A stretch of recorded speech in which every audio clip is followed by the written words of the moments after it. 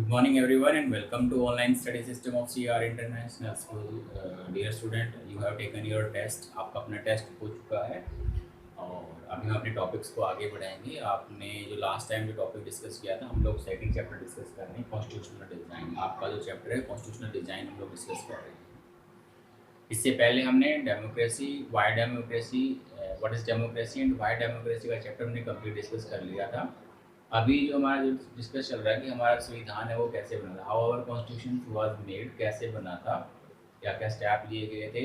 अभी हमने इससे पहले दो तीन चीज़ों को डिस्कस किया है. कॉन्स्टिट्यूशन क्या है और ये हमें क्यों ज़रूरी है, किसी भी कंट्री के लिए कॉन्स्टिट्यूशन क्यों ज़रूरी है, ये चीज़ें हमने डिस्कस की हैं. अभी आज हम लोग डिस्कस करने वाले हैं कॉन्स्टिट्यूशनल डिज़ाइन के अंदर कॉन्स्टिट्यूशनल असेंबली के बारे में लोग डिस्कस करेंगे. ये भी कॉन्स्टिट्यूशनल असेंबली है. कई बार एक शॉर्ट नोट लिखना आ जाता है, right a short note on constitution assembly.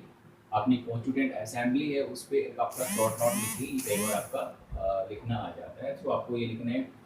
इसमें मैंने कुछ पॉइंट्स लिखे हुए हैं, दे आर वेरी क्लियर. आप सबको पता है ये सारे चीज़ें. अगर मैं आपसे क्वेश्चन पूछूँ कि जो हमारा कॉन्स्टिट्यूशन असेंबली थे उसके प्रेसिडेंट कौन थे, तो डेफिनेटली आपका आंसर राजेंद्र प्रसाद रहेगा.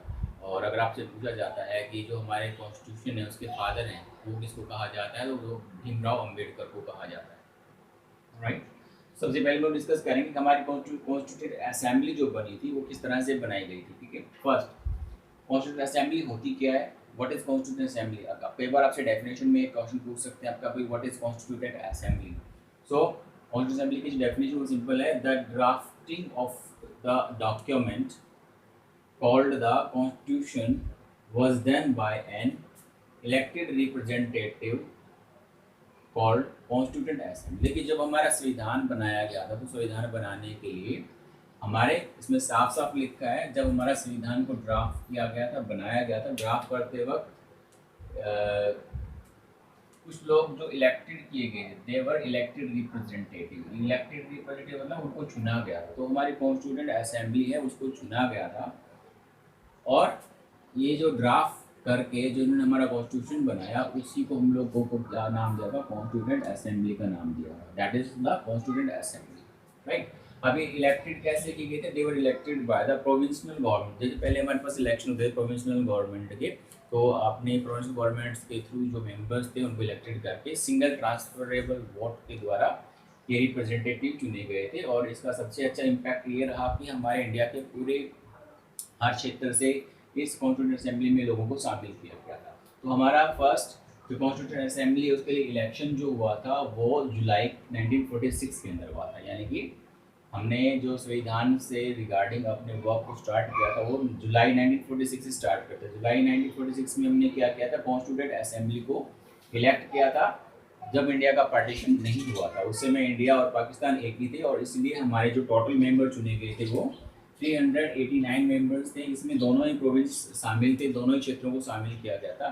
पाकिस्तान भी शामिल था और इंडिया भी शामिल था. तो टोटल मेंबर कितने थे हमारे, 389 मेंबर्स को इलेक्टेड किया गया था. तो हमारा जो कॉन्स्टिट्यूंट असेंबली है वो हमारे पास इलेक्टेड की गई. इलेक्टेड करने के बाद इलेक्शन हुआ जुलाई 1946 में विद 389 मेंबर्स इसमें शामिल किए गए. इसके बाद जो हमारी कॉन्स्टिट्यूंट असेंबली है उसने अपनी पहली मीटिंग जो अरेंज की थी वो अरेंज की थी दिसंबर 1946. तो मतलब क्या हुआ, दिसंबर 1946 के बाद और हमारा कॉन्स्टिट्यूशन जो अडॉप्ट किया गया था वो अडॉप्ट किया गया था 26 नवंबर 1949 में. ठीक है. तो देखिए सिंपल सी बात है, कब से स्टार्ट हुआ था हमारा संविधान बनना, संविधान स्टार्ट हुआ था दिसंबर 1946 से. और कितने लंबे तक हमारा डिस्कशन चला इसका, जस्ट वन. ये टोटल जो आपका था लगभग 144 दिन इनकी मीटिंग हुई है, टोटल मीटिंग हुई है. इतने 3 साल हमारे पास लगे हैं इस कॉन्स्टिट्यूशन को बनने के लिए, लगभग 3 साल हमारे लगे हैं इसमें. राइट. तो काफ़ी लंबा डिस्कशन चला. दिसंबर 1946 से हमने अपने संविधान को बनाना शुरू किया था. राइट. लेकिन जब यहाँ बनाते तो हमारे पास 1947 आया. 1947 में क्या हुआ, पार्टीशन हो गया. यानी कि इंडिया और पाकिस्तान का पार्टीशन हो गया. और पार्टीशन होने की वजह से क्या हुआ, जो हमारी कॉन्स्टिट्यूंट असेंबली थी यानी कि जो प्रोविंस पाकिस्तान में चले गए, प्रोविंस जो स्टेट वहाँ से जो रिप्रेजेंटेटिव आए थे तो वो इंडिया के लिए कॉन्स्टिट्यूशन नहीं बनाएंगे तो वो अलग हो गए. तो इस तरह से जो हमारी कॉन्स्टिट्यूंट असेंबली थी वो भी स्प्लिट हो गई पार्टीशन होने की वजह से. और जो हमारी कॉन्स्टिट्यूंट असेंबली थी उसके जो मेंबर थे वो बच गए 299। तो मेंबर हमारे पास बचे कितने, बच गए 299। तो हमारी जो कॉन्स्टिट्यूएंट असेंबली है, शुरुआती तौर पे अगर हम बात करें जब मेंबर सिलेक्ट किए गए थे 389 थे, लेकिन हमारा इंडिया का जो कॉन्स्टिट्यूशन बनाया गया है वो फिर हम बात करेंगे 299 मेंबर्स। अगर आपसे क्वेश्चन पूछते हैं कि बताओ कि इंडियन कॉन्स्टिट्यूएंट असेंबली के कितने मेंबर्स थे, तो आपको 299 ही आपको बताने हैं, ठीक है। तो ये हमारे पास कॉन्स्टिट्यूएंट असेंबली के मेंबर थे, ये 299 मेंबर्स थे। और ये अगेन वही आपका प्रोविंशियल स्टेट्स के जो इलेक्शन होते थे उनके द्वारा अपने रिप्रेजेंटेटिव इलेक्ट करके भेजा गया था, और 299 मेंबर्स ने हमारा कॉन्स्टिट्यूशन बनाया था। नाउ अब हमारा कॉन्स्टिट्यूशन बनकर तैयार हुआ। अब ये कॉन्स्टिट्यूशन जब हमारे पास बना, काफ़ी हमारे पास इसमें अमेंडमेंट भी किए गए हैं, ड्राफ्ट के, मतलब कॉन्स्टिट्यूशन लिखते गए, उसमें अमेंडमेंट किया, उसको डिबेट किया, काफ़ी डिस्कस किया। 3 साल तक उन्होंने डिस्कस करने के बाद, हर एक पहलू पे डिस्कस करने के बाद हमारा कॉन्स्टिट्यूशन बना। कॉन्स्टिट्यूशन हमारा जो अडॉप्ट किया गया था वो अडॉप्ट किया गया था, कब हमारा कॉन्स्टिट्यूशन अडॉप्ट किया गया, अडॉप्शन की जब बात आती है तो हमारा कॉन्स्टिट्यूशन अडॉप्ट किया गया था 26 जनवरी 1949। This was the date when our constitution was adopted. ये इस दिन हमारे कॉन्स्टिट्यूशन को अडॉप्ट किया गया था।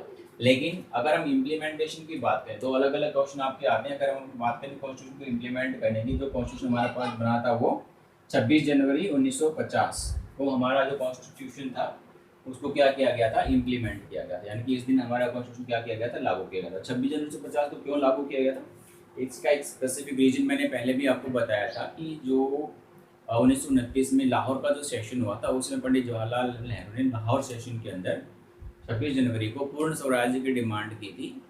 तो इसीलिए हमारा जो कॉन्स्टिट्यूशन जो बनकर तैयार हो गया था वो 26 जनवरी को तैयार हो गया था, लेकिन हमने उसको इम्प्लीमेंट किया वो 26 जनवरी को किया। तो इसका हिस्टोरिकल इम्पोर्टेंस बनाए रखने के लिए हमारे इंडिया को 26 जनवरी को रिपब्लिक किया, और उसके बाद हमारा कॉन्स्टिट्यूशन कंटिन्यू। अब हमारे पास नेक्स्ट बात आती है क्या, एक्सेप्टेंस ऑफ द कॉन्स्टिट्यूशन, कि हमने अपना कॉन्स्टिट्यूशन है उसको एक्सेप्ट किया गया। इतने लंबे समय से, इतना पुराना कॉन्स्टिट्यूशन है, उसको हमने एक्सेप्ट किया हुआ है, तो क्यों किया हुआ है, what is the reason behind, क्या रीजन है हमारे पास है। इसके लिए हम लोग बात करेंगे लेजिटिमेसी। लेजिटिमेसी का मतलब हम लोग समझेंगे हमारे पास कि जो हमारा कॉन्स्टिट्यूशन है, रिटर्न जो किया गया है वो हमारे लोगों के हर एक पहलू को देख कर लिखा गया है, और हम लोग उसी से सेटिस्फाइड है। काफ़ी पुराना कॉन्स्टिट्यूशन है, आज अगर हम देखें तो हमारे पास, लेकिन इतना पुराना हो चुका है लेकिन आज भी हमारा वही कॉन्स्टिट्यूशन चल रहा है। तो उसका कारण यही है कि सभी लोग उससे क्या पे सेटिस्फाइड। जैसे नेपाल का अगर आप एग्जाम्पल ले तो वहाँ का कॉन्स्टिट्यूशन कई बार लिखा गया है, रीराइट किया है। रीजन क्या है, the people of the Nepal are not satisfied. तो वहाँ के लोग उससे क्या नहीं है, आपके सेटिस्फाइड नहीं है, तो ये कारण है आपका।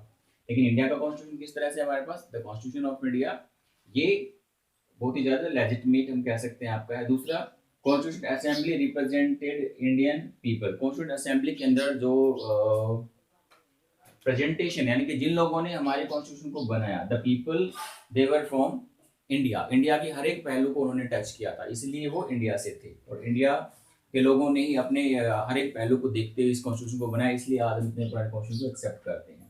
अगला हमारे पास प्रोसेस आता है कि भाई इंडिया का जो कॉन्स्टिट्यूशन हमारे पास बना तो उसका प्रोसेस क्या था। प्रोसेस करने के लिए हमारे पास, आप सबको पता है, आपका जो हमारी असेंबली है उसके जो हेड थे वो डॉक्टर राजेंद्र प्रसाद थे। लेकिन जो हमारा ड्राफ्टिंग कमेटी है उसके जो हेड थे, चेयरपर्सन थे, वो भीमराव अम्बेडकर थे, वो एक लॉयर भी थे। तो उन्होंने समाज के हर पहलू को देखा, देख कर अपना ड्राफ्ट किया। और ड्राफ्ट करने का मतलब भी नहीं जो राजेंद्र प्रसाद ने लिखा वही एक्सेप्ट कर, सॉरी, जो आपका अम्बेडकर जी ने लिखा वही एक्सेप्ट कर लेगा, ऐसा नहीं है। वो अपना एक रिटर्न वर्क कर लेकर आए, आने के बाद उसको असेंबली में डिस्कस किया गया, और फिर डिस्कस करने के बाद उस पर डिबेट हुआ कि या सही रही है, क्या ये सही है या फिर ये नहीं है सही। ये सारी चीज डिस्कस करने के बाद इसको क्या किया गया, एक्सेप्ट किया गया था। तो मतलब प्रोसेस काफी लंबा है, इसको अडॉप्ट किया गया, इसलिए आज भी हम इतने पुराने कॉन्स्टिट्यूशन को अडॉप्ट करते हैं। तो इस तरह से हमारा कॉन्स्टिट्यूशन क्या किया गया, आपका कॉन्स्टिट्यूशन असेंबली बनाई गई। मेंबर की अगर हम बात करें 299 मेंबर थे, 299 मेंबर थे हमारे पास है। एक्सेप्ट आपका क्वेश्चन बनकर तैयार हो गया था 26 जनवरी 1949 को, और जो हमारा एक्सेप्ट किया गया है वो 26 जनवरी 1950 को ये हमारा एक्सेप्ट किया गया है। और आज हम इसको एक्सेप्ट करते हैं क्योंकि इसको जो प्रोसेस अपनाया गया है ये काफी ज्यादा हमारा डेप्थ में डिस्कशन करने के बाद एक्सेप्ट किया गया है। तो this is all about your constituent assembly. अगर आपकी कोई क्वेरी होती है तो आप मुझे कॉल कर सकते हैं या आप मुझे गूगल क्लास में कमेंट कर सकते हैं। That's all for the day, see you next time, bye, see you.